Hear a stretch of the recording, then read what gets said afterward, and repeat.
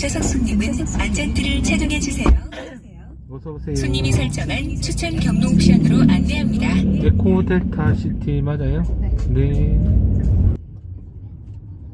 그 하나 여쭤보려고 그러는데, 부산에 개인 택시를 하면서 그 영업에 크게 방해되지 않는 사대보험 받는 일을 직장으로 다니면서 할 수가 있을까요?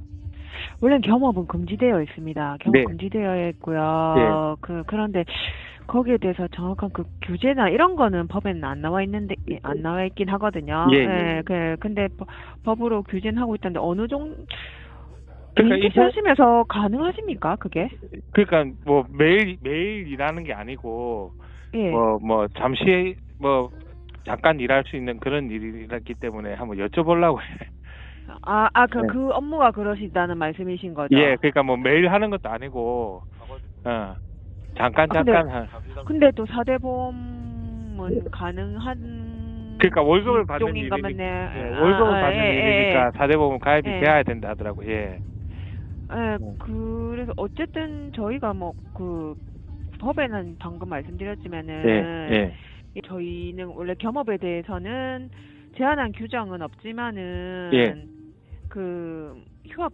그래서 만약에 그러니까 다른데 인터넷 보니까 다른 지역에는 월 900km 이상 다니고 그런 게 있더라고요. 없어요. 하루에 5시간 없어요. 이상 근무를 하고 이런 게 있더라고요. 그래서 부산에는 그런 자세한 규정은 없는데 네네네.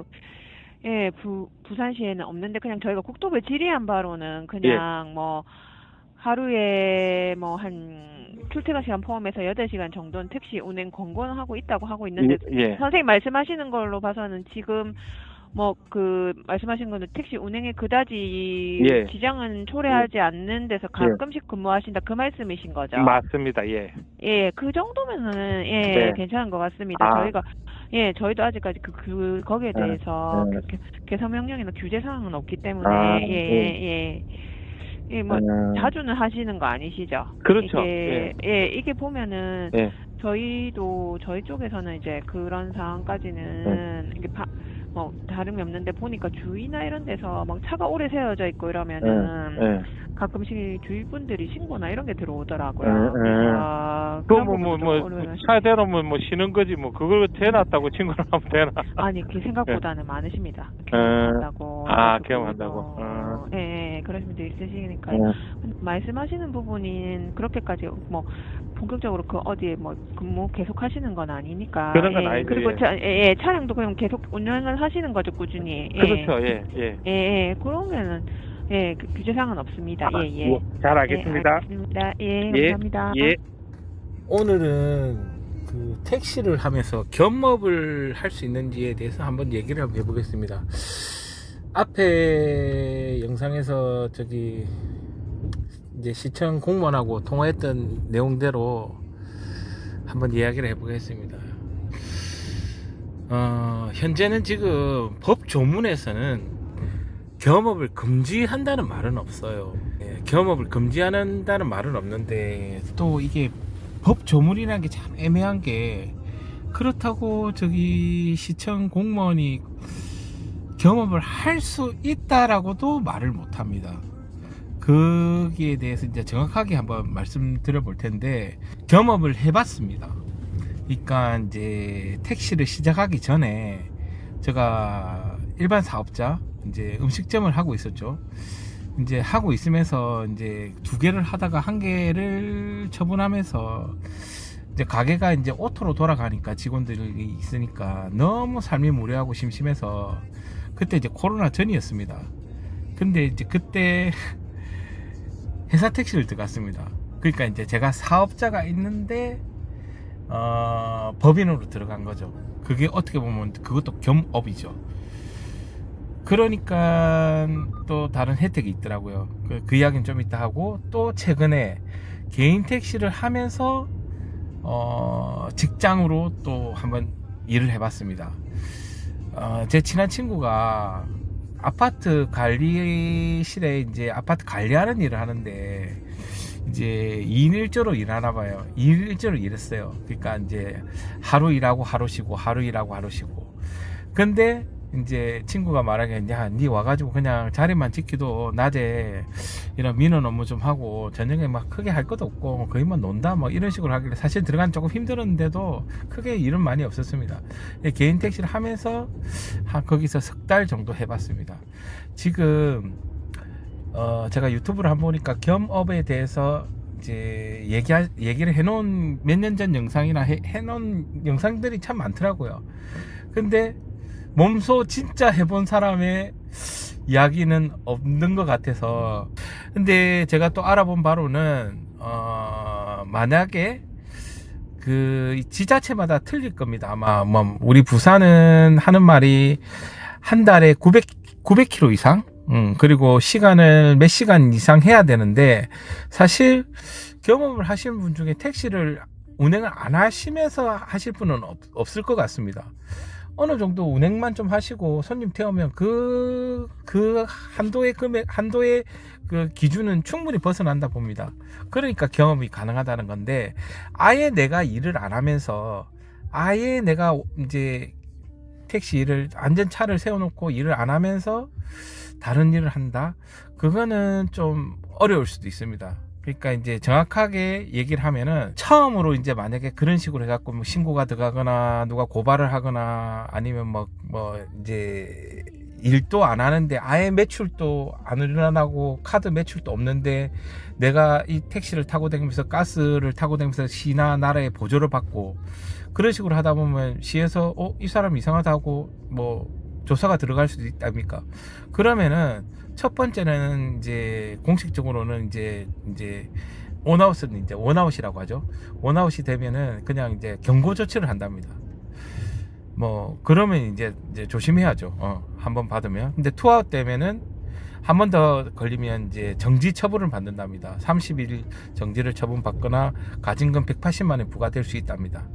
그리고 제일 무서운 게 3아웃인데, 3아웃 되면 개인 택시 면허가 날아갈 수 있습니다. 제가 어디서 들었는데, 유튜브에서 봤나?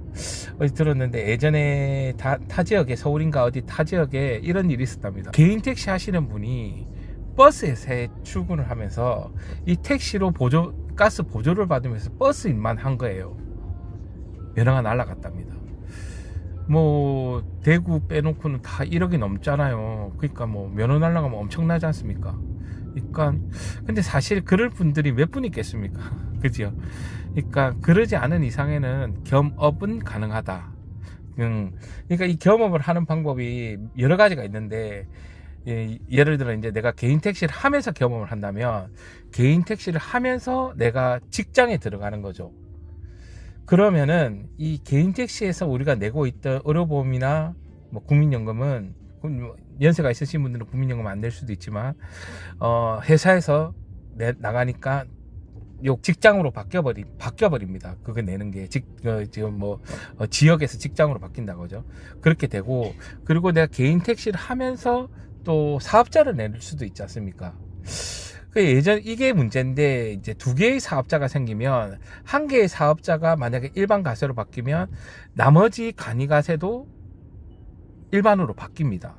근데 제가 알아본 바로는 택시랑 뭐 미용업인가 뭐 그런 영세 업종은 부가세법에 간이가세가 안 죽고 살아날 수 있답니다. 살아 있을 수 있답니다.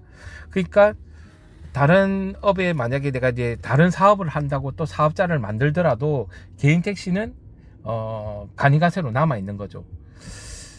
그렇게 되면은 좀 다른 사업을 하실 분들이, 예를 들어 뭐 임대업 같으면 뭐 당연히 임대업이면 저게 이제 일반 가세로 넘어갈 수 있답니까?